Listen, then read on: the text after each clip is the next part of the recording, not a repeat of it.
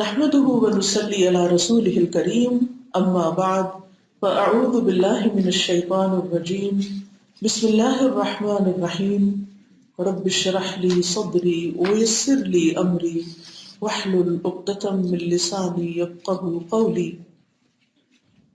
کل کا دن کیسے گزرا؟ یاد رہی باتیں؟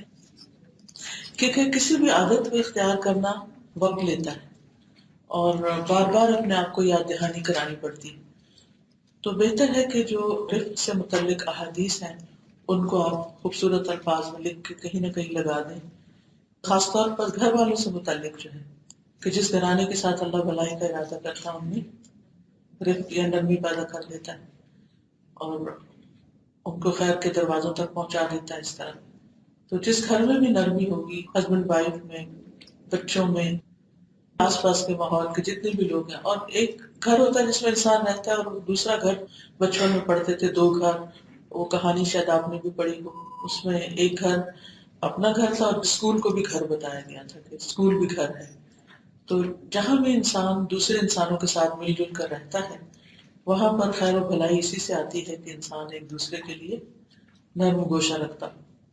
تو چلیے انشاءاللہ شروع کرتے ہیں پیج 45 سے.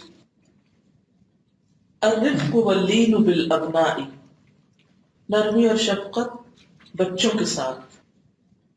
ابنا ویسے تو ابن کی جمع ہے جس کا معنی ہے بیٹے، لیکن اس میں بیٹیاں یعنی ساری اولاد شامل ہے. ان هبة الابناء ليست قاصرة على الاتقياء ولا خاصة بالاغنياء بل هي نعمة يتفضل بها الباري سبحانه لحكمة منه على من يشاء حتى وإن كان من الفقراء أو الأشقياء. يقول سبحانه لله ملك السماوات والأرض يخلق ما يشاء يهب لمن يشاء إناثا ويهب لمن يشاء الذكور أو يزوجهم ذكرانا وإناثا ويجعل من يشاء أقيما إنه عليم قدير. ان بے شک ہبتا عطیہ گفٹ الابناء بچوں کا لیست نہیں قاصرتن موقوف یا لمیٹڈ علی الاتقیاء متقی لوگوں پر ولا اور نہ خاصتاً بالاغنیاء خاص ہے غنیوں کے ساتھ یعنی امیر لوگوں کے ساتھ.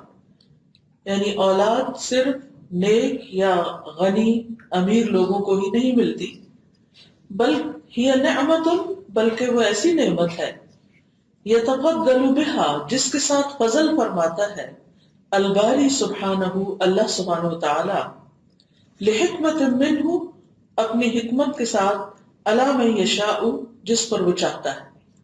یعنی اپنے حکمت کے تقاضے کے تحت اللہ جس پر چاہتا ہے اولاد کی نعمت کا فضل فرماتا ہے. حتی وإن كان من الفقراء او الاشقیاء حتیٰ کہ اگرچہ ہو کوئی انتہائی فقیر یا بدبخت، یعنی بظاہر دنیا کے اعتبار سے ان کا کوئی ٹھکانہ نہ ہو، انتہائی غریب ہوں، فقیر ہوں، اس کے باوجود اللہ سبحانہ وتعالیٰ ان کو اولاد کی دولت سے نواز دیتا ہے. یعنی اس کا تعلق کسی کے امیری اور غریبی سے نہیں اور نہ کسی کے نیک اور بد ہونے سے ہے کہ جو نیک ہیں ان کو تو اولاد دیتا اور جو نیک نہیں ان کو اولاد نہیں دیتا. نہیں، کس کو وہ دیتا اور کس کو نہیں یہ سراسر اس کا اپنا فیصلہ ہے، اور اس کا یہ فیصلہ اس کی حکمت پر مبنی ہے، اس کی وزڈم پر مبنی ہے. یقول سبحانہ اللہ سبحانہ تعالیٰ فرماتا ہے یعنی قرآن مجید میں للہ ملک السماوات والارض اللہ ہی کے لیے ہے بادشاہت آسمانوں اور زمین کی. یخلق ما یشاء وہ پیدا کرتا ہے جو وہ چاہتا ہے. یہب لمن یشاء اناثا عطا کرتا ہے جس کو چاہتا ہے لڑکیاں بیٹیاں.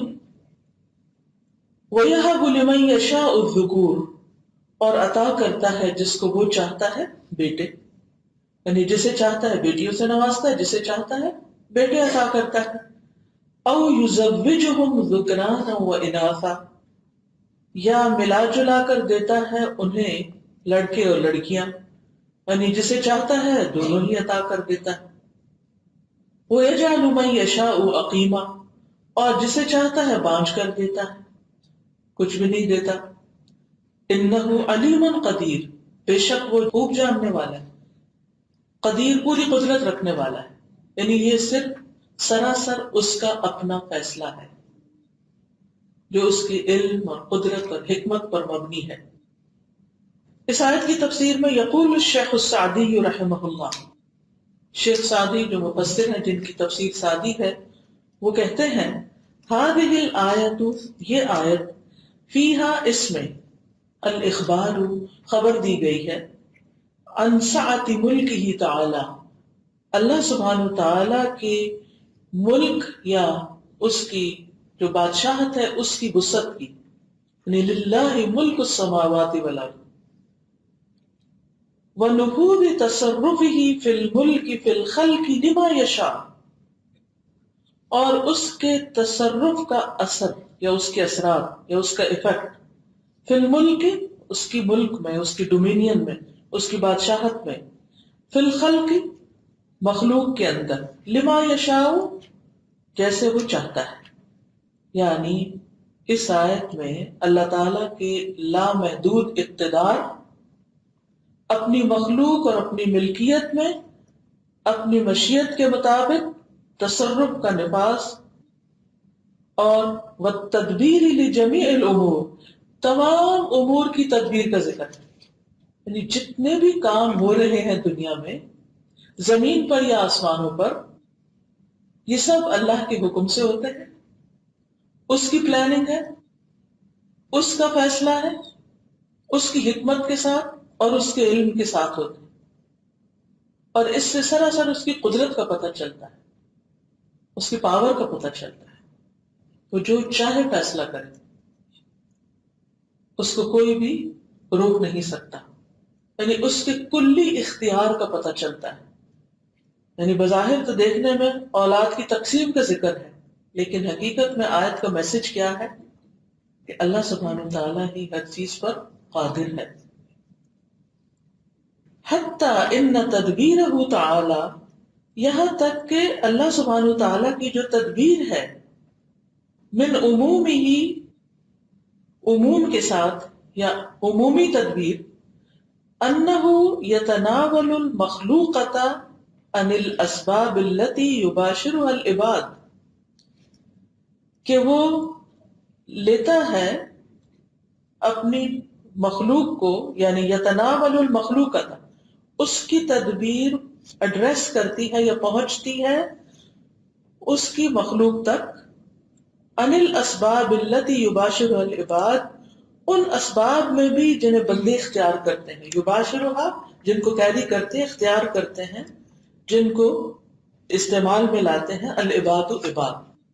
کیا مطلب ہے کہ اللہ کی قدرت اس کے اپنے احکامات پر بھی ہے، اس کے اپنے افعال میں بھی شامل ہے. یعنی اس کے افعال اور اس کے جو احکامات ہیں اس میں بھی اس کی قدرت ہے، اور جو بندوں کے افعال ہیں یا بندوں کے جو کام ہیں یا مخلوق کے جو کام ہیں ان میں بھی اس کی مشیت شامل ہے. یہ مسئلہ جو ہے تھوڑا سا تقدیر سے متعلق بھی ہے. تقدیر کیا ہے؟ اللہ کا علم ہے. ٹھیک ہے. نمبر 2، اللہ کا یہ علم لکھا ہوا ہے. نمبر 3 یہ کہ اللہ تعالیٰ نے اپنی مخلوق کو یا انسانوں کو، بندوں کو اختیار دیا. اور نمبر 4 یہ کہ ایک اللہ کا ارادہ اور ایک بندوں کا ارادہ ہے. یہ دونوں جب ملتے ہیں تو پھر کیا ہوتا ہے؟ پھر کوئی کام انجام پاتا ہے. یعنی بندے اپنے ارادے میں کلی مختار نہیں، اللہ اپنے ارادے میں مکمل اختیار رکھتا ہے، بندے اپنے اختیار میں پورا اختیار نہیں رکھتے. اللہ کا اختیار کلی، بندوں کا اختیار جزوی. بندے جب اپنا کوئی اختیار استعمال کرنا چاہتے ہیں تو وہ اس وقت تک نہیں کر پاتے جب تک کہ اللہ کی مشیت شامل نہیں ہوتی اس میں، جب تک وہ اللہ کی مشیت کے مطابق نہیں ہوتے. یعنی اگرچہ ہمیں اختیار دیا گیا ہے لیکن ہم کلی طور پر اختیار نہیں رکھتے.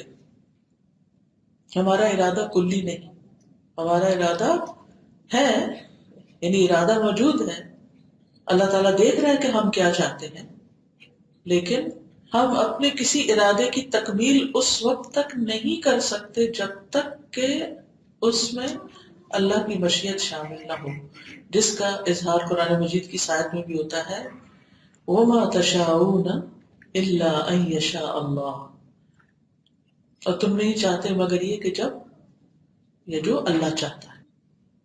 ٹھیک ہے. بہرحال بتانے کا مقصد یہ ہے کہ اصل قدرت، اختیار اور طاقت اللہ کے ہاتھ میں ہے، بندوں کے ہاتھ میں نہیں ہے.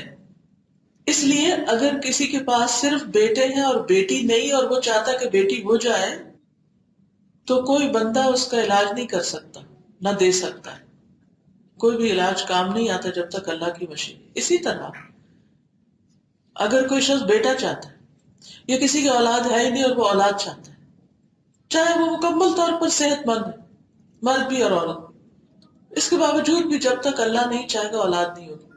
بازو کا دونوں صحت مند ہے، بچہ پیٹ میں ہی مر جاتا ہے، زندگی کوئی نہیں دے سکتا. یعنی بالکل ٹھیک ہے، صحت مند ہے، پیٹ میں اب پل رہا ہے، عین ولادت کے وقت، ولادت سے پہلے یا ولادت کے فوراً بعد. اتنی ہی مثالیں آپ نے سنی ہوگی کہ بچہ پیدا ہونے کی کچھ دیر کے بعد فوت ہو گیا.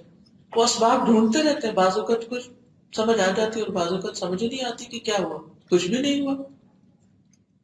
یہ دراصل اللہ کا اختیار ہے، اس میں بندہ کچھ نہیں کر سکتا.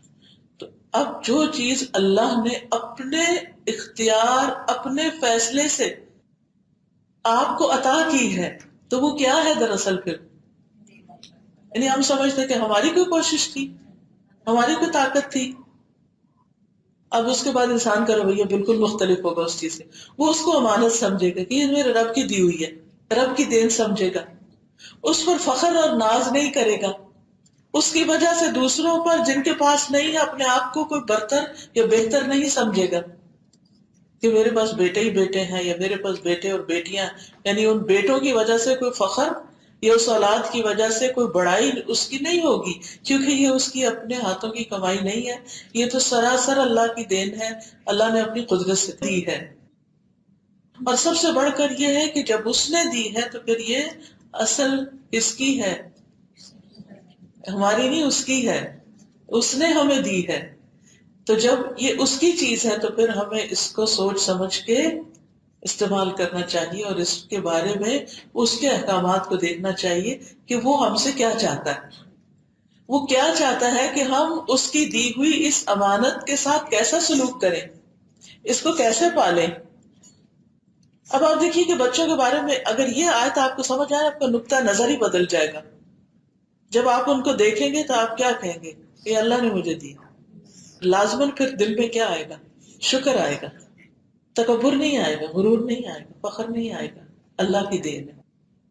پھر آئے گا اللہ کی امانت، پھر آئے گا ان کو بھی میں اللہ کا بندہ بناؤں.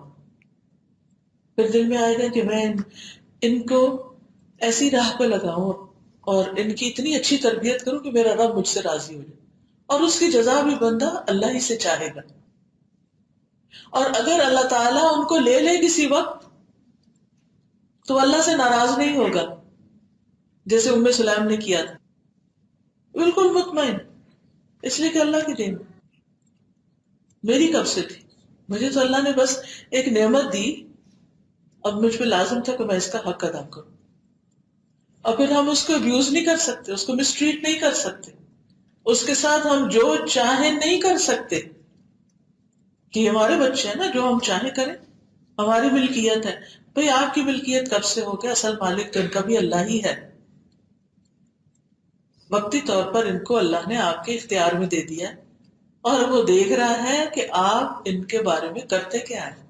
اسی لیے یہ امتحان بھی ہے، اسی لیے یہ باقی نعمتوں کی طرح ایک فتنہ بھی ہے، ایک آزمائش بھی ہے، اور یہ تمہارے دشمن بھی ہیں. سارے نہیں، ان من ازواجکم و اولادکم عدو لکم. تو اس سوچ کے تحت ہمیں اپنے بچوں کے ساتھ معاملہ کرنا چاہیے اور ان کی تربیت کا اہتمام کرنا چاہیے، اور اس تربیت اور اس محنت پر اللہ سے اجر کی توقع رکھنی چاہیے. اس میں جو پریشانیاں آئیں، جو مشکلیں آئیں، اس پر گھبرانا نہیں چاہیے، بے صبراپن نہیں دکھانا چاہیے. اگر وہ ہمارے اطاعت گزار ہیں تو اللہ کا شکر ادا کرنا چاہیے، اور اگر وہ نہیں ہے تو صبر کر کے اللہ سے اجر کی توقع رکھنی چاہیے. اللہ ان کو ہماری آنکھوں کی ٹھنڈک بنائے، ہمارے فائدے کے بنے تو بھی اللہ کا شکر ادا کریں، اور اگر وہ بگڑ جاتے ہیں ہماری کوشش کے باوجود تو بھی پھر اللہ آپ کی کوششوں کو ضائع نہیں کرے گا. جو آپ نے ان پہ محنت کی نا وہ نہیں ضائع کرے گا. ہاں اگر آپ نے کوتاہی کی تو آپ سے پوچھ ہوگی، تو آگے ابھی ہم پڑھیں گے. ٹھیک ہے، تو اس لیے اللہ دے تو بھی انسان راضی رہے، اگر اپنی حکمت اور علم اور مشیت کے تحت وہ نہ دے تو بھی راضی رہنا چاہیے کہ اللہ مجھ سے کوئی اور کام لینا چاہتا ہے، اس نے مجھے یہ ذمہ داری نہیں دی، وہ کوئی اور دینا چاہتا ہے. وہ جس حال میں مجھے رکھے میں اس میں راضی ہوں. پھر اگر وہ پاس رہے تب بھی انسان خوش، اور اگر وہ کسی وجہ سے دور چلے جائے تب بھی انسان اللہ کی رضا پہ راضی. پھر انسان ان کو اپنا سینٹر آف لائف نہیں بنا لیتا کہ وہ ہیں اور ہر وقت ان کو اپنی نگاہوں کے سامنے رکھنے کی کوشش نہیں ہوتی. تو انسان کیا کہتا ہے کہ ان کو اللہ نے آزاد پیدا کیا ہے، یہ میرے غلام تو نہیں ہے نا، اولاد تو ہے مگر غلام تو نہیں کہ میں ان کو ہر وقت کنٹرول کیے رکھوں.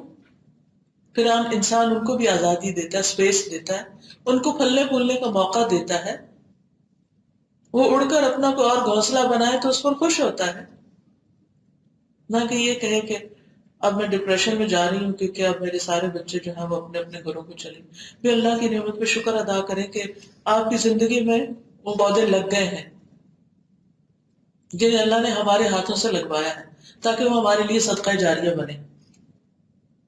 تو بندہ مومن کا اپنی اولاد کے بارے میں نقطہ نظر بالکل مختلف ہوتا ہے، اور جب اس سوچ کے ساتھ وہ ان کو پالتا ہے پوستا ہے تو پھر وہ اللہ سے اجر کی توقع رکھتے ہوئے اپنے کاموں پر فوکس کرتا ہے کہ میری کس دور میں کیا ذمہ داری ہے اور مجھے اللہ نے کیا صلاحیت دی اور مجھے کیا کرنا چاہیے. وہ ہر وقت صرف بچوں کے گرد ہی ریوالو نہیں ہوتا رہتا. آئیے آگے دیکھتے ہیں. فَإِنَّ النِّكَاحَ مِنَ الْأَسْبَابِ لِوِلَادَةِ الْأَوْلَادِ، بس بے شک نکاح اولاد کی پیدائش کے اسباب میں سے ہے. یہ اوپر اسباب کی بات ہوئی کہ اللہ کی تدبیر جو ہے وہ بندوں کے کاموں پر بھی، یعنی جن چیزوں کو بندے اختیار کرتے ہیں ان میں بھی شامل ہے. بس بے شک نکاح پیدائش اولاد کا ایک سبب ہے. فاللہ تعالی هو الذی یعطیہم من الاولاد ما یشاء، تو اللہ سبحانہ تعالی ہی وہ ہے جو انہیں عطا کرتا ہے اولاد میں سے جو وہ چاہتا ہے. فمن الخلق من یہب لہ اناثا، تو مخلوق میں سے کسی کو وہ بیٹیاں عطا کرتا ہے. ومنہم من یہب لہ ذکورا، اور ان میں سے بعض ایسے ہیں جن کو وہ بیٹے عطا کرتا ہے. ومنہم من یزوجہ، اور ان میں سے بعض ایسے ہیں جن کو وہ ملا جلا کے دیتا ہے. یجمع لہ ذکورا و اناثا، یعنی ان کے لیے لڑکے لڑکیاں جمع کر دیتا ہے. ومنہم من یجعلہ عقیما لا یولد لہ، اور ان میں سے کوئی ایسا ہوتا ہے جس کو وہ بانجھ کر دیتا ہے، اس کے لیے پھر اولاد پیدا نہیں ہوتی. لا یولد لہ. انہ علیم بکل شیء قدیر علی کل شیء ویتصرف بعلمہ واتقانہ الاشیاء وبقدرتہ فی مخلوقاتہ. انہ بے شک وہ علیم، علیم ہے، علم والا، خوب جانتا ہے، بکل شیء ہر چیز کو، قدیر قدرت رکھنے والا ہے، علی کل شیء قادر ہے ہر چیز پر، فیتصرف بعلمہ واتقانہ الاشیاء، تو وہ اپنے علم اور اپنے اتقان یعنی مضبوطی کے ساتھ اشیاء کے ساتھ تصرف کرتا ہے مخلوقات میں. وہ بھی قدرت ہی، اور اپنی قدرت کے ساتھ، فی مخلوقات ہی اپنی مخلوقات میں، یعنی اللہ تعالیٰ اپنے علم اور کمال قدرت کے ساتھ تمام اشیاء اور مخلوقات میں تصرف کرتا ہے. فَعَلَى مَنْ رَزَقَهُ اللَّهُ جَلَّ وَعَلَى الْأَبْنَاءَ أن يحمده سبحانه على هذه النعمة الكبيرة لأن بالشكر والإيمان تدوم النعم وبالجحود والعصيان تحل النقم.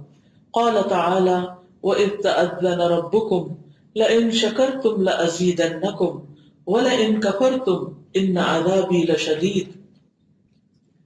فعلا تو اس پر لازم ہے من جس کو رزقہ اللہ عطا کرے اس کو اللہ جل وعلا جل جلالہ الابناء بیٹے، تو جس کو اللہ بیٹے عطا کرے اس پر لازم ہے ان یحمدہ سبحانہ کہ وہ اللہ سبحانہ وتعالیٰ کی حمد و ثنا کرے علی ہذہ النعمۃ الکبیرہ اس بڑی نعمت پر، لأن بالشکر والایمان تدوم النعم کیونکہ شکر اور ایمان کے ساتھ نعمتیں باقی رہتی ہیں، دائمی ہو جاتی ہیں۔ دائمی سے مراد صرف دنیا نہیں ہے، ان کا فائدہ دنیا کے علاوہ آخرت میں بھی ہوتا ہے۔ جب ایمان کے ساتھ اللہ تعالیٰ کی نعمت دیتا ہے اور انسان اس کا صحیح استعمال کرتا ہے تو اس کا فائدہ صرف دنیا تک نہیں رہتا بلکہ ہمیشہ ہمیشہ کے لیے ہوتا ہے۔ اسی لیے اولاد صرف دنیا میں فائدہ نہیں دیتی بلکہ آخرت میں بھی دے گی۔ اگر وہ بچپن میں مر جائے، یعنی چھوٹا بچہ فوت ہو جائے اور انسان صبر کرے تو اس کے لیے اللہ تعالیٰ بیت الحمد بنا دیتے، جنت میں گھر بنا دیتے۔ پھر چھوٹا بچہ جو ہے وہ اپنی ماں کی بخشش کا ذریعہ بنے، اس کے لیے سفارش کرے گا۔ اسی طرح اگر کوئی بڑا فوت ہو جاتا ہے اور وہ انسان اس پر صبر کرتا ہے تو وہ بھی اس کو جنت پہ لے جانے کا سبب بنتا ہے۔ یہ جملہ بہت اہم ہے، لِأَنَّ بِالشُّكْرِ وَالْإِيمَانِ تَدُومُ النِّعَمُ، شکر اور ایمان کے ساتھ نعمتیں باقی رہتی ہیں، دائمی ہو جاتی ہیں۔ وَبِالْجُحُودِ وَالْعِصْيَانِ تَحُلُّ النِّقَمُ، اور کفر اور نافرمانی کے ساتھ اترتی ہیں سزائیں، تحل اترتی ہیں۔ قال تعالی، اللہ تعالیٰ کا فرمان ہے، وَإِذْ تَأَذَّنَ رَبُّكُمْ، اور جب تمہارے رب نے اعلان کر دیا، کیا؟ لَإِن شَكَرْتُمْ لَأَزِيدَنَّكُمْ، اگر تم نے شکر ادا کیا تو میں ضرور تمہیں زیادہ دوں گا۔ وَلَئِن كَفَرْتُمْ إِنَّ عَذَابِي لَشَدِيدٌ، اور البتہ اگر تم نے کفر کیا تو بے شک میرا عذاب بہت شدید ہے، بہت سخت ہے۔ یقول الشیخ الشنقیطی رحمہ اللہ، شیخ شنقیطی رحمۃ اللہ علیہ کہتے ہیں، وَبِهَذِهِ الْمُنَاسَبَةِ إِنَّ عَلَى كُلِّ مُسْلِمٍ أَفْرَادًا وَجَمَاعَاتٍ أَن يُقَابِلُوا نِعَمَ اللَّهِ بِالشُّكْرِ وَأَن يَشْكُرُوهَا بِالطَّاعَةِ وَالْعِبَادَةِ لِلَّهِ وَأَن يَحْذَرُوا كُفْرَانَ النِّعَمِ۔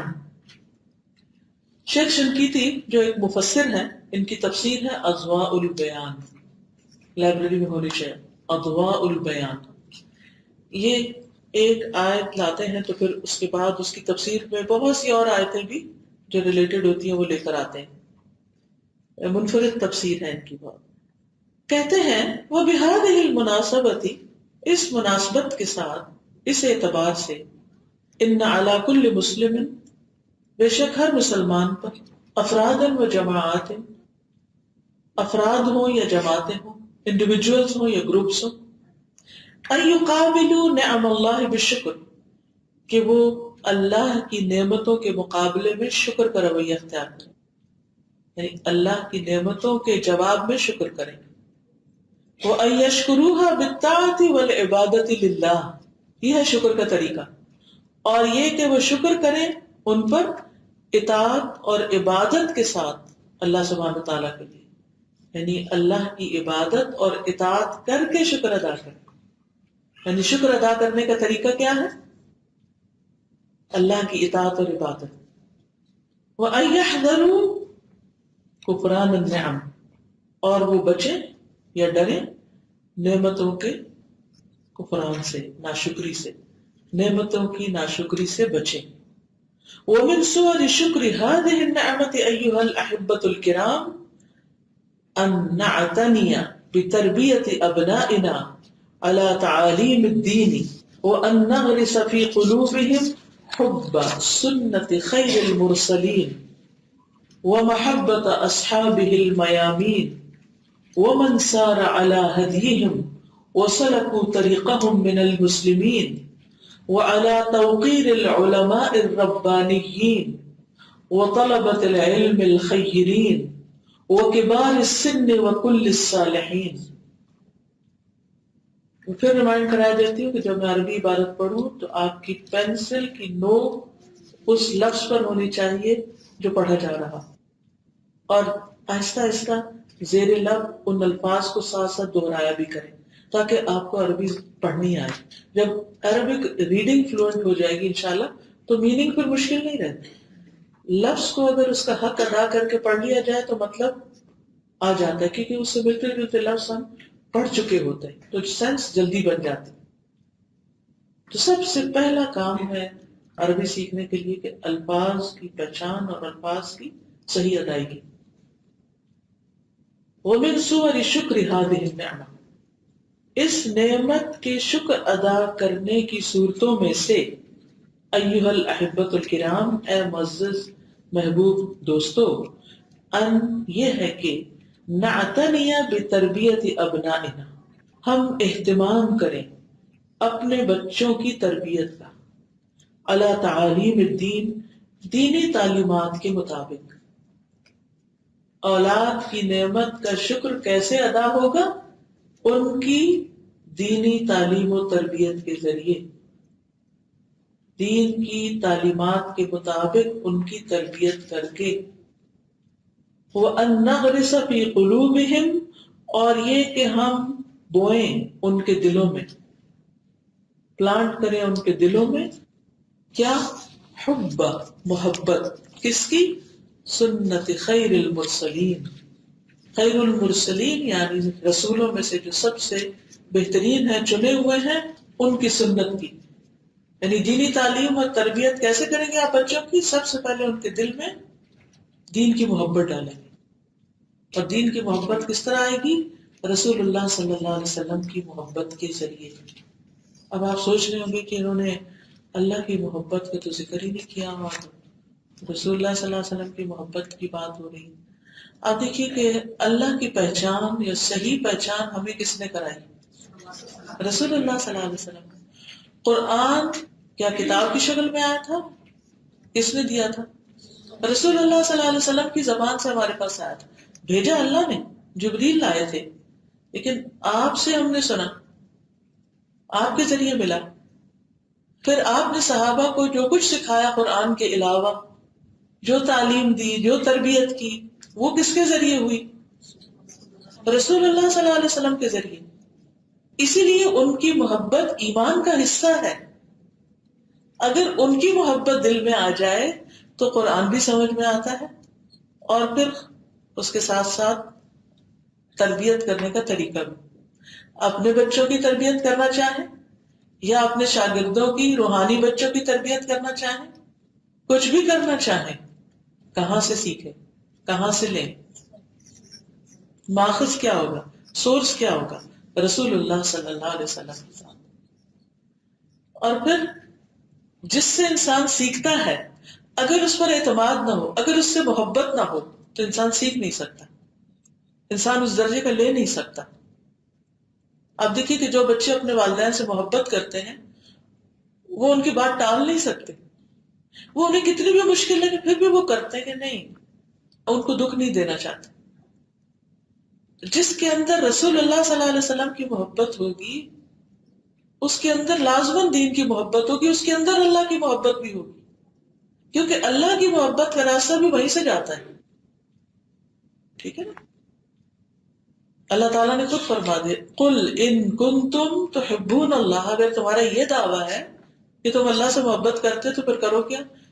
فاتبعونی، رسول اللہ صلی اللہ علیہ وسلم کا اتباع کرو، ان کے پیچھے جاؤ، ان کو دیکھو، ان سے سیکھو.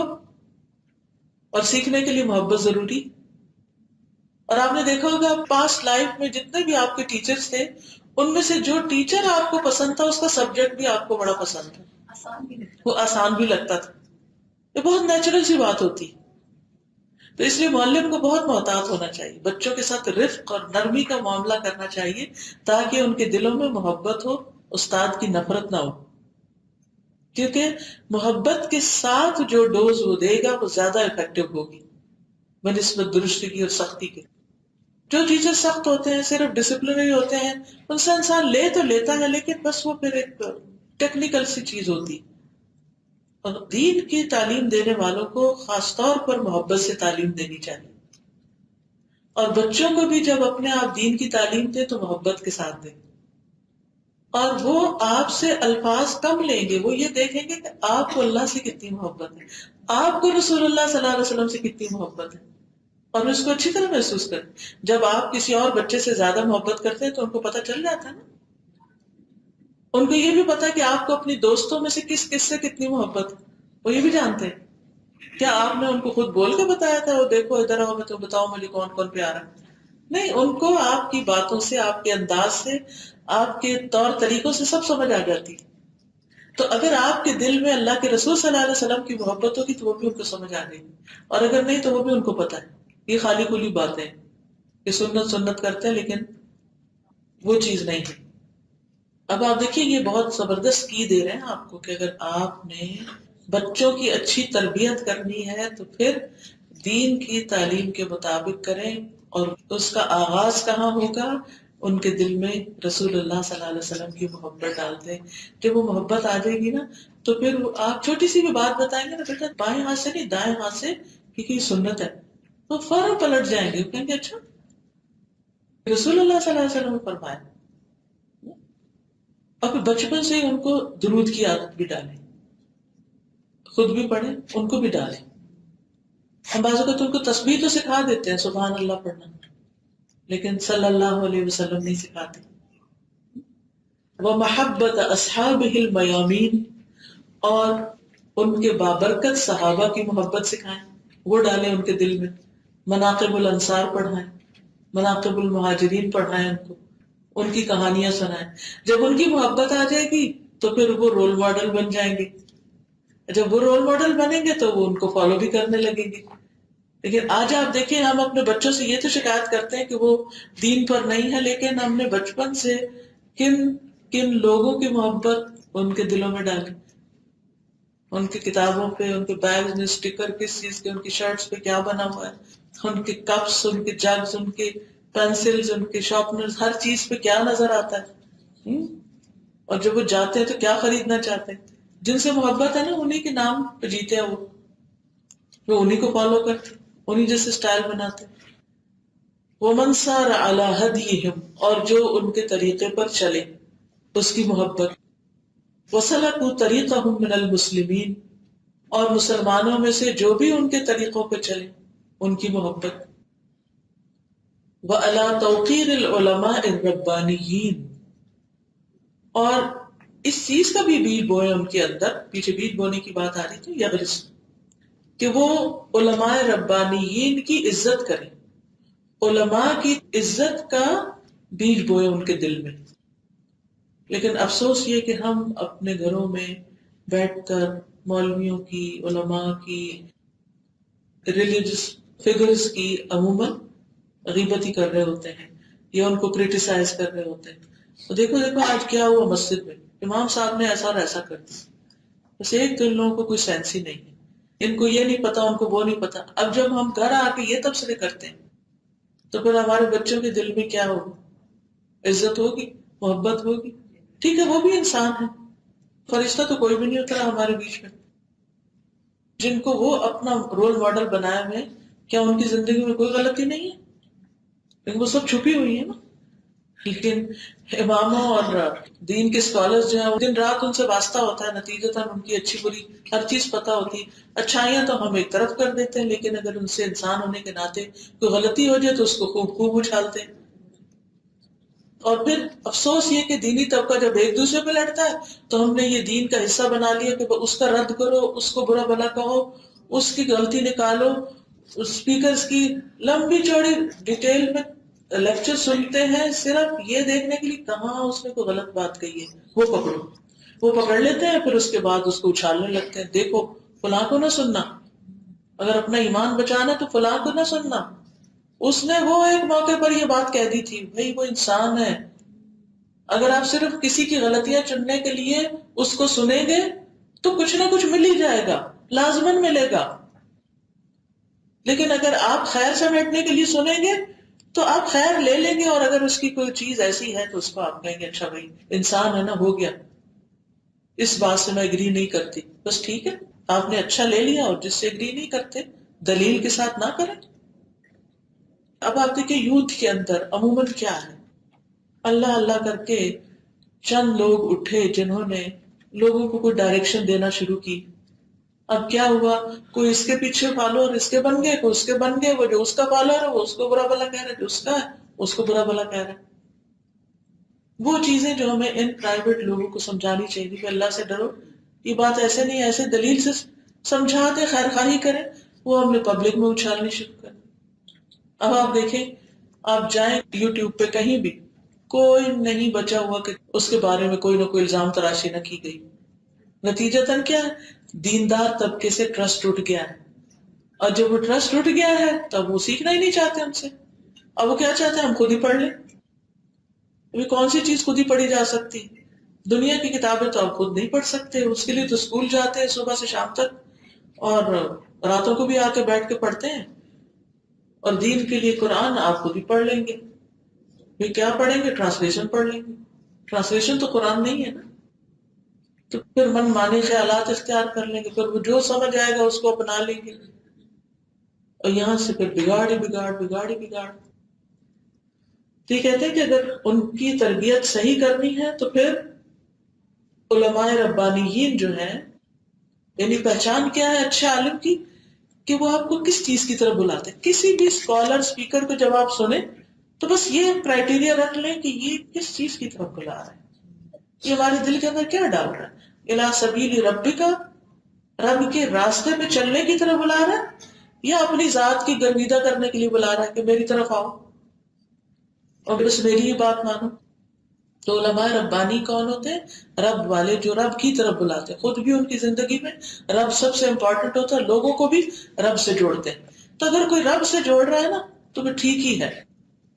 وَطَلَبَةِ الْعِلْمِ الْخَيِّرِينَ، اور نیک طالب علم، یعنی ہر کوئی عالم نہیں ہوتا، اور ہر ایک کو عالم ملتے بھی نہیں، کیونکہ ویسے ہی خال خال رہ گئے، گنے چنے رہ گئے، کہاں سے آپ کو ملیں گے کہ ہر ایک کی اپروچ میں ہر وقت ہو، ایک انار اور 100 بیمار، یہ حال ہے۔ 100 بھی نہیں، اب تو 1000 بیمار ہیں، 1000 لوگ علم سے دور ہیں اور سکھانے والا ایک ہے۔ اب وہ ایک کس پہ پورا اتر سکتا ہے؟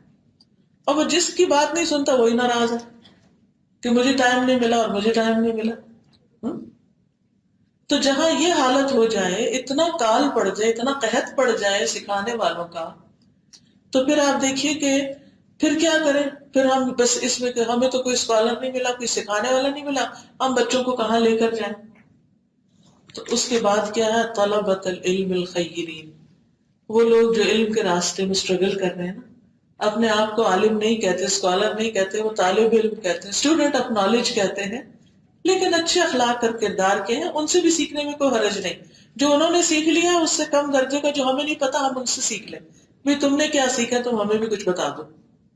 وہ کے بعد اس سن وکل الصالحین، اس کے بعد بڑی عمر کے لوگوں کی عزت ڈالیں بچوں کے دل میں، بڑوں کی عزت، بوڑھوں کی، دادا دادی، نانا نانی، اور جو بھی معاشرے میں کوئی بوڑھا بزرگ ہے، یہ تربیت کا پہلا اصول ہے، وکل الصالحین، اور سارے نیک لوگوں کی، سارے اچھے لوگوں کی۔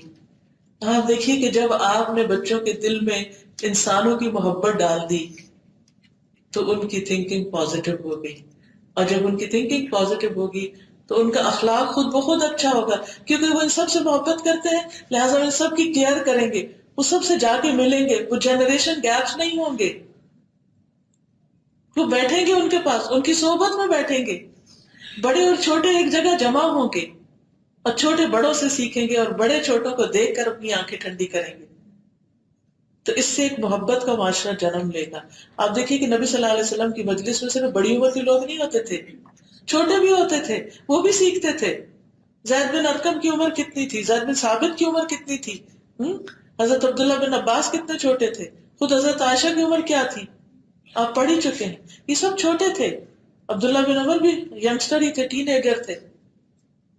تو چھوٹوں اور بڑوں میں جو بہت گیپ آ گئے نا، اس کے بے حد نقصان ہو گئے ہیں۔ اس کا نقصان یہ ہو گیا ہے کہ وہ بڑوں کے عمل سے جو کچھ بچوں نے سیکھنا تھا وہ اس سے محروم ہو گئے۔ اور ہم ویسے بھی کیا کرتے ہیں، اگر ہم خود بیٹھے ہیں نا بڑے، تو خود انجوائے کرنے کے لیے بچوں کو جاؤ جاؤ تم وہ جا کے کھیلو، نیچے بیسمنٹ میں چلے جاؤ، ہم ذرا یہاں انجوائے کر لیں. ہم خوب ادھر ادھر کی باتیں، اور بچے بےچارے ایک دوسرے سے لڑ رہے ہیں، جھگڑ رہے ہیں، کوئی پروڈکٹیو کام نہیں ان کے پاس، بس کیا ہے بچے انجوائے کر رہے ہیں. ہاں؟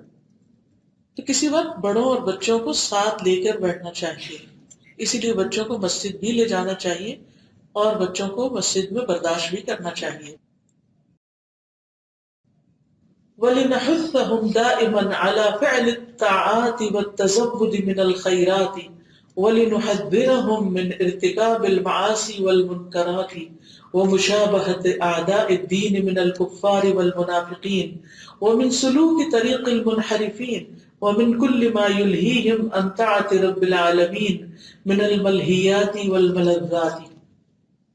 وَلِنَحُثَّهُمْ دَائِمًا، اور چاہیے کہ ہم ابھارتے رہیں انہیں، دائماً ہمیشہ، علی فعل الطاعات، اطاعت کے کاموں پر، یعنی اچھے کام کرنے پر ان کو موٹیویٹ کریں، والتزود من الخیرات، اور نیکیاں سمیٹنے پر، زیادہ راہ بنانے پر، ولنحذرہم، اور ہم انہیں ڈرائیں یا خبردار کریں، کس سے؟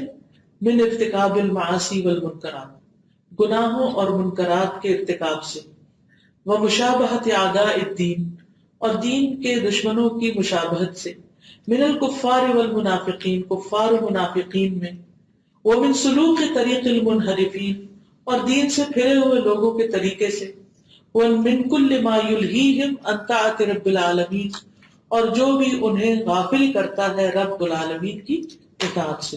یعنی جہاں ایک طرف آپ نے کچھ لوگوں کی محبت ڈالنی ہے، دوسری طرف کچھ چیزوں سے محتاط ہونے کا درس بھی دینا ہے کہ کس کس چیز سے بچنا ہے، اور ہر اس چیز سے بچنے کے بارے میں کہیں کہ جو رب کی اطاعت سے غافل کرے.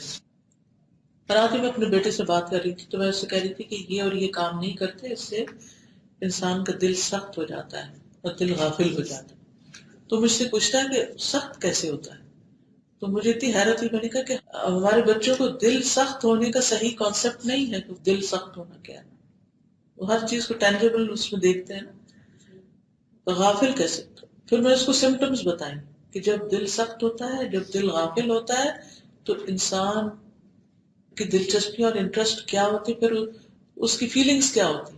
اس کا دین کی بات میں دل نہیں لگتا، وہ دین والوں کے پاس نہیں بیٹھنا چاہتا، اس کو نماز سے دلچسپی نہیں ہوتی، اس کو اچھے کاموں سے دلچسپی نہیں ہوتی، پھر اس کو بس دھکے ہی لگانے پڑتے ہیں، اٹھو یہ کر لو وہ کر لو. یہ ساری علامتیں ہوتی ہیں کہ دل بیمار ہے. اور جب اس کے برعکس دل صحت مند ہوتا ہے، اللہ اور اس کے رسول کی محبت ہوتی ہے، تو پھر آپ کو کم کہنا پڑتا ہے.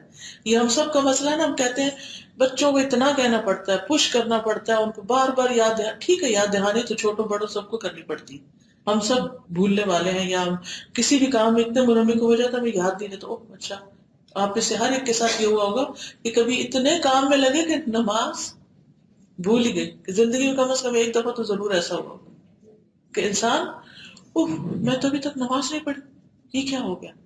کیونکہ ہوتا ہے کہ بعض اوقات انسان اتنا کسی چیز میں انوالو بزی ہوتا ہے کہ اس کو جنرلی یاد نہیں رہتا، اہم سے اہم کا. تو اس لیے اس میں کوئی حرج نہیں کہ آپ نماز کے لیے اٹھے، اذان ہوئی ہے. اذان بذات خود اللہ کا اتنا بڑا انعام ہے کہ وہ ہمیں یاد دہانی کرا دیتی، آ جاؤ آ جاؤ، حی علی الصلاۃ حی علی الفلاح.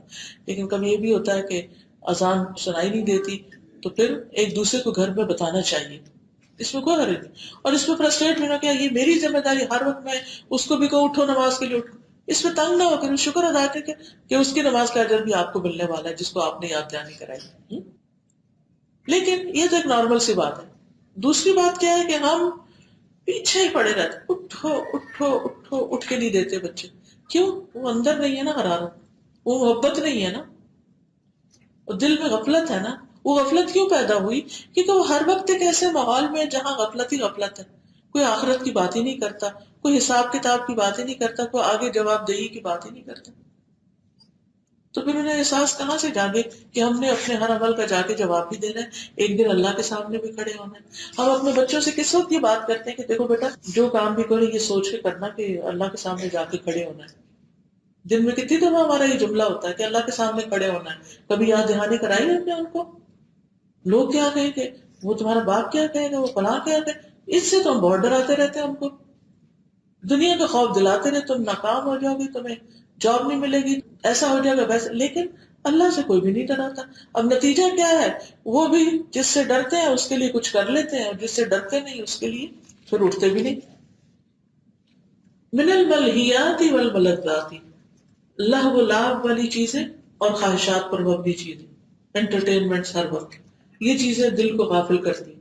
وعلینا مراعات، مرا نہیں ہے، مراعات الحکمت عند نصحهم وتوجیہهم، ولنجتنب التعنیف والشدة معهم ما امکن، وإذا احتجنا إلى القوة في المعاملة ورأينا المصلحة مصلحة ہوتا ہے، ورأينا المصلحة في ذلك فلنلتزم بالضوابط الشرعية التي أمرنا بها خير البرية، ومن ذلك أن نجتنب ضرب وجه الصبي. وعن جابر رضي الله عنه قال نهى رسول الله صلى الله عليه وسلم عن الضرب في الوجه.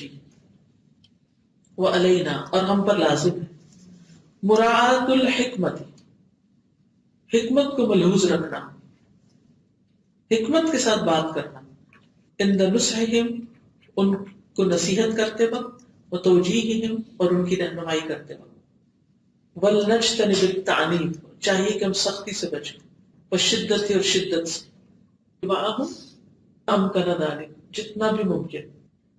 یعنی بچوں کو نصیحت کرتے وقت حکمت سے کام لیں، اچھے طریقے سے کام لیں، اور ہمیشہ اپنے آپ سے پوچھا کریں کہ میں نے یہ سخت طریقہ اگر اختیار کیا ہے تو کیا اس کی بجائے اگر میں آرام سے بات کروں گی اور محبت اور پیار کا طریقہ اختیار کروں گی تو کیا واقعی میری بات نہیں سنی جائے گی؟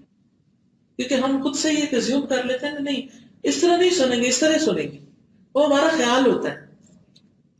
آپ اس کی بجائے آلٹرنیٹ دے کے تو دیکھیں، اور اگر نہیں بھی سنے گا نا اس محبت سے تو وہ سختی سے بھی نہیں سنے گا. تو محبت کا نقصان کوئی نہیں، مگر اس سختی سے دل دور ہوتے چلے جائیں گے، بہت بڑا گیپ آ جائے گا بچوں کے ساتھ. وہ گیپ نہ آنے دیں، وہ آپ کو دشمن نہ سمجھے، وہ آپ سے نفرت نہ کرے. اگر محبت نہیں بھی کرتے نا تو کم از کم نفرت بھی نہ کرے، کیونکہ جب وہ گیپ آ جاتا ہے نا پھر تو چیزیں ہاتھ سے نکل جاتی، پھر وہ کچھ نہیں سنتے. اس سٹیج پر نہ آئے، نرمی سے سمجھاتے رہے، تذکیر کرتے رہے. کبھی اللہ دلوں میں ڈال دے گا. وَإِذَا احْتَجْنَا إِلَى الْقُوَّةِ فِي الْمُعَامَلَةِ، اور جب ہم محتاج ہوں قوت استعمال کرنے کے کسی معاملے میں، وَرَأَيْنَا الْمَصْلَحَةَ فِي ذَلِكَ، اور اس میں ہم مصلحت دیکھیں کہ یہاں سختی کرنی ہی پڑے گی، فَلْنَلْتَزِمْ بِالضَّوَابِطِ الشَّرْعِيَّةِ، تو ہم شرعی ضابطوں کی پابندی کریں، یعنی سختی کے وقت بھی ایک حد کے اندر رہیں. الَّتِي أَمَرَنَا بِهَا خَيْرُ الْبَرِيَّةِ، جس کا حکم ہمیں خیر البریہ نے دیا. خیر البریہ کون؟ محمد صلی اللہ علیہ وسلم، سب سے افضل ہستی. وَمِن ذَلِكَ أَن نَجْتَنِبَ ضَرْبَ وَجْهِ الصَّبِيِّ، اور اس ضابطے اور قاعدے میں سے ایک چیز یہ ہے کہ ہم بچیں بچے کے چہرے پہ مارنے سے، چہرے پہ کبھی نہ ماریں. فعن جابر رضی اللہ عنہ قال، جابر رضی اللہ عنہ کہتے ہیں، نہا رسول اللہ صلی اللہ علیہ وسلم عن الضرب فی الوجہ، رسول اللہ صلی اللہ علیہ وسلم نے چہرے پر مارنے سے منع کیا ہے. یقول الامام النووی رحمہ اللہ، امام نووی رحمۃ اللہ علیہ کہتے ہیں، وَأَمَّا الضَّرْبُ فِي الْوَجْهِ فَمَنْهِيٌّ عَنْهُ فِي كُلِّ الْحَيَوَانِ الْمُحْتَرَمِ مِنَ الْآدَمِيِّ وَالْحَمِيرِ وَالْخَيْلِ وَالْإِبِلِ وَالْبِغَالِ وَالْغَنَمِ وَغَيْرِهَا، لَكِنَّهُ فِي الْآدَمِيِّ أَشَدُّ لأنه مجمع المحاسن مع أنه لطيف لأنه يظهر فيه أثر الضرب وربما شانه وربما أذى بعد الحواس. يقول الامام النووی، امام نووی کہتے ہیں رحمۃ اللہ علیہ، وَأَمَّا الضَّرْبُ فِي الْوَجْهِ، جہاں تک چہرے پہ مارنے کا تعلق ہے، فَمَنْهِيٌّ عَنْهُ، تو اس سے روکا گیا ہے، فِي كُلِّ الْحَيَوَانِ الْمُحْتَرَمِ، ہر حیوان جو احترام والا ہے، لائق احترام ہے، من الآدمی انسان میں سے، یعنی خواہ وہ آدمی ہو، والحمیر یا گدھا، والخیل یا گھوڑا، والابل اور اونٹ، والبغال اور خچر، والغنم اور بکریاں، وغیرہ وغیرہ وغیرہ، یعنی ان سب کی بھی ایک رسپیکٹ. لیکنہ فی الآدمی اشد، لیکن انسان کے معاملے میں زیادہ شدید ہے، یہ بات سنگین ہو جاتی ہے.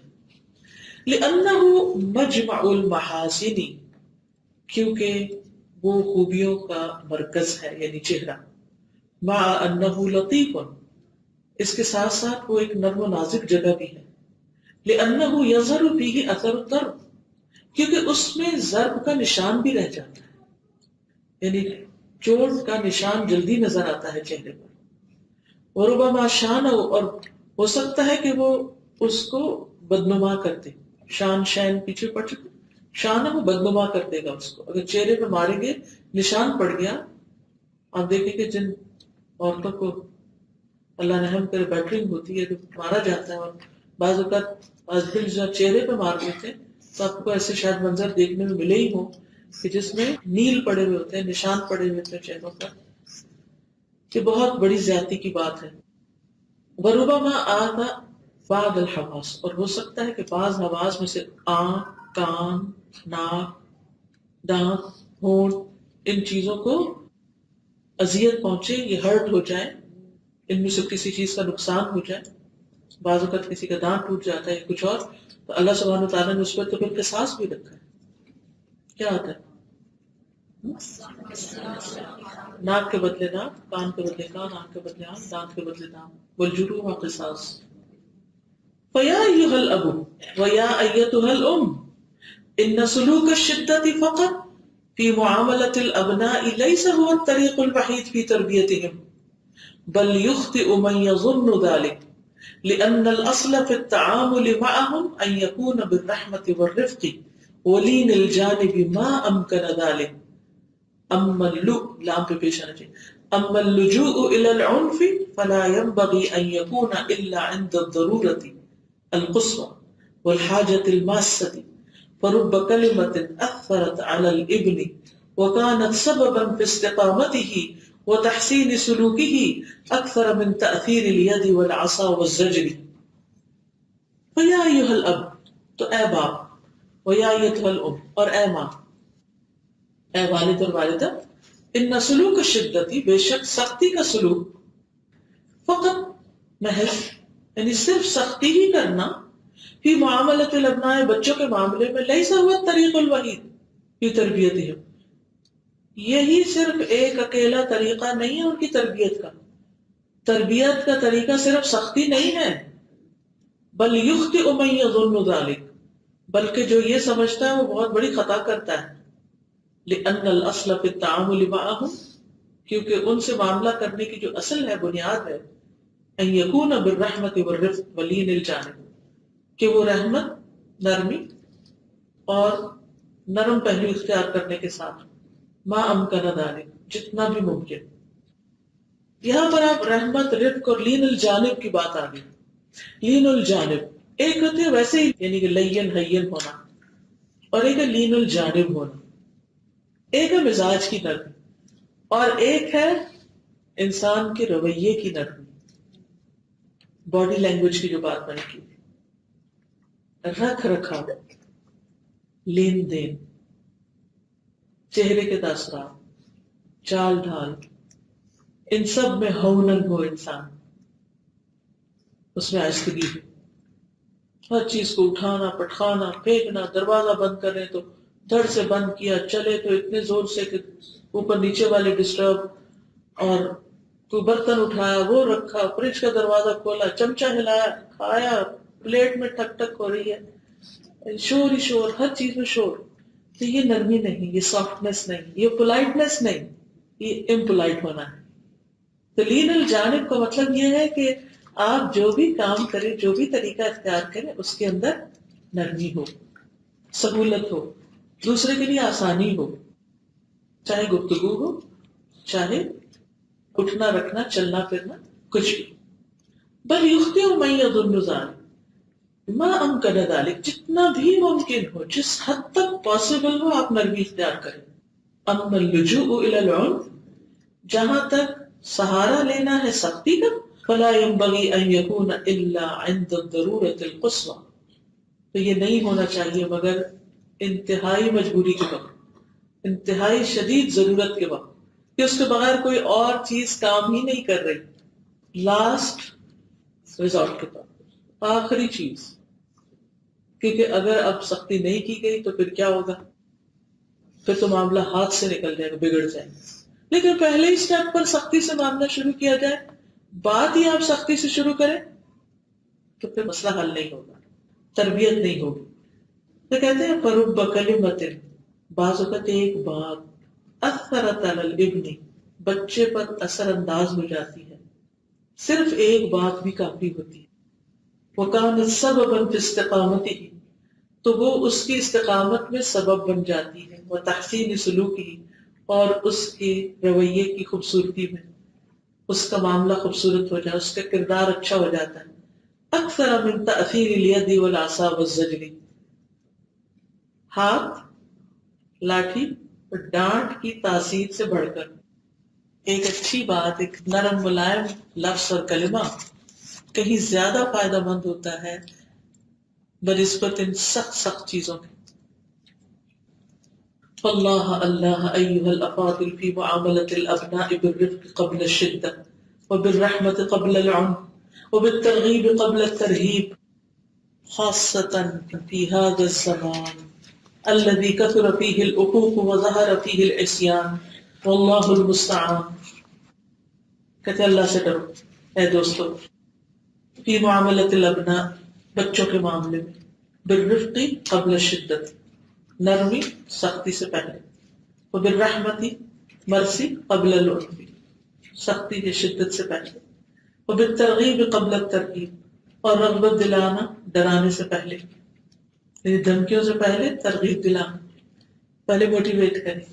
خاصۃ فی ھذا الزمان، خاص طور پر اس دور میں، الذی کثر فیہ العقوق، جس میں والدین کی نافرمانی بہت زیادہ ہو چکی، وظہر فیہ العصیان، اور نافرمانی ظاہر ہو گئی، واللہ المستعان، اللہ ہی سے مدد مانگی جائے گی. یعنی خاص طور پر اس دور میں جب کہ بچے ہر طرف یہی کچھ دیکھ رہے ہیں، تو اس میں آپ اپنے بچوں سے یہ تقاضا کریں کہ وہ سمعنا و اطعنا ہی کے رویے پر وہ ہر وقت یہ مشکل ہوگا، اس لیے صبر اور حوصلے سے کام لیتے ہوئے ان کے ساتھ نرمی اختیار کریں.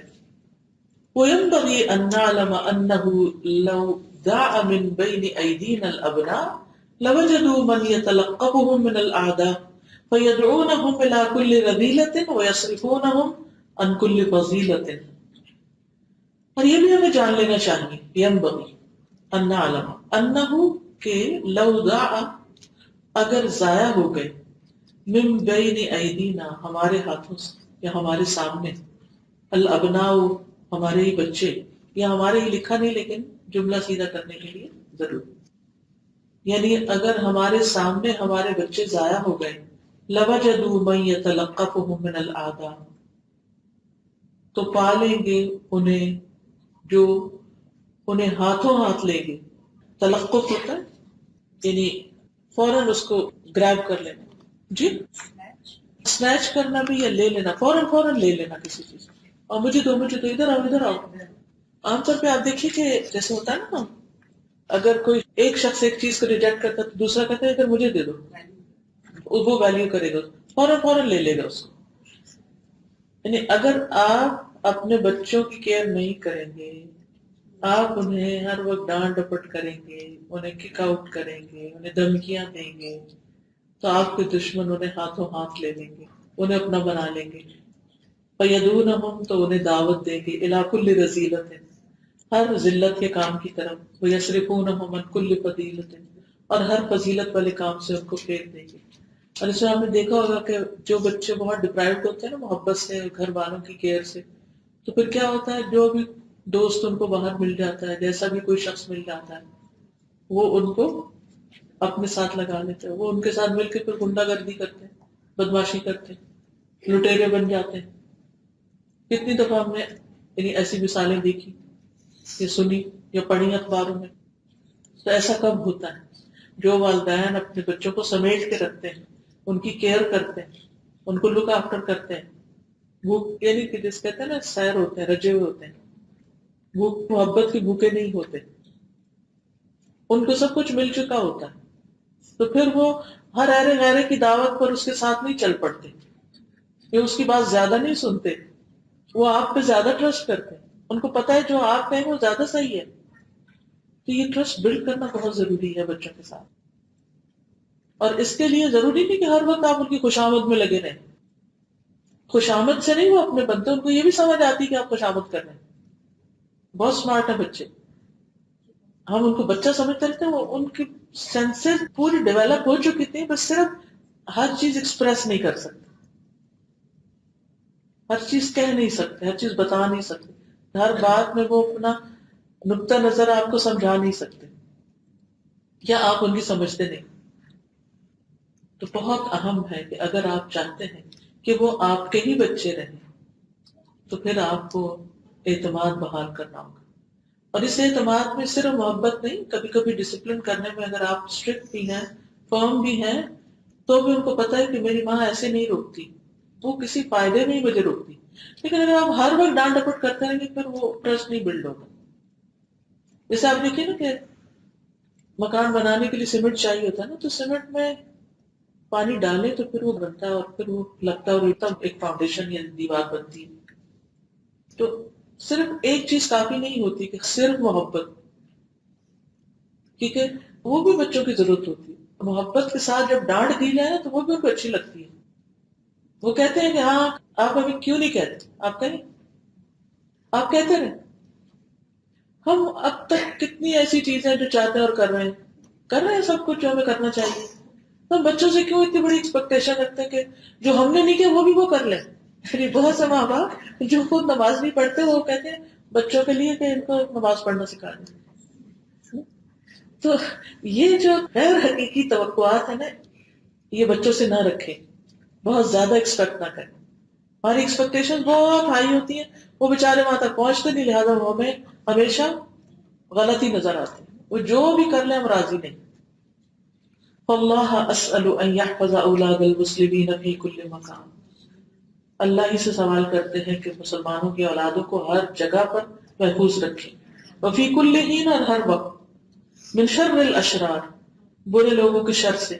وکید الفجار، اور نافرمان لوگوں کی چالوں سے، یعنی جو خود دین پر نہیں. وَأَن يَجْعَلَ الرَّأْفَةَ وَالرَّحْمَةَ هِيَ السَّائِدَةُ بَيْنَ الْأُسَرِ وَهُوَ سُبْحَانَهُ عَزِيزٌ مُقْتَدِرٌ، اور یہ کہ وہ شفقت اور رحمت کو غالب رکھے خاندانوں کے درمیان. فَهُوَ سُبْحَانَهُ عَزِيزٌ مُقْتَدِرٌ، تو اللہ سبحانہ وتعالیٰ بہت ہی طاقتور اور صاحب اقتدار ہے، سب کچھ اسی کے ہاتھ میں ہے. آغاز بھی اس کی قدرت سے اور اختتام بھی اس کی قدرت پر. جی اب آپ کچھ کہنا چاہیں تو کہیے، کوئی مشورہ آپ اور دینا چاہیں.